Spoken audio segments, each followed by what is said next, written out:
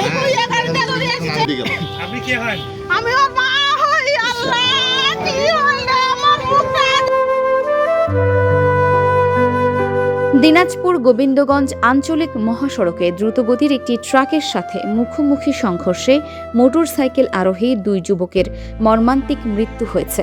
রবিবার সন্ধ্যায় দিনাজপুর সদর উপজেলার শসরা ইউনিয়নের জালিয়াপাড়া এলাকায় এই ভয়াবহ দুর্ঘটনা ঘটে।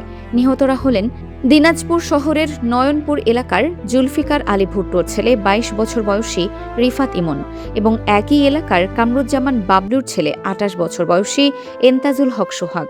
প্রত্যক্ষদর্শীরা জানান, ফুলবাড়ি থেকে ছেড়ে আসা দিনাজপুরগামী একটি বেপরোয়া ট্রাকের ধাক্কায় মোটরসাইকেলটি দুমড়ে মুচড়ে গেলে চালক ইমন ঘটনাস্থলেই প্রাণ হারান। পরে স্থানীয়রা গুরুতর আহত সোহাগকে উদ্ধার করে দিনাজপুর মেডিকেল কলেজ হাসপাতালে নিয়ে গেলে চিকিৎসাধীন অবস্থায় তারও মৃত্যু হয়।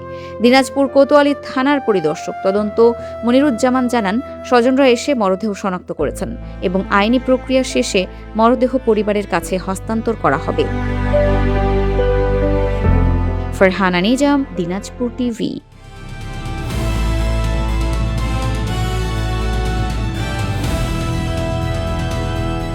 দিনাজপুর টিভি মানুষের জীবনের কথা বলে।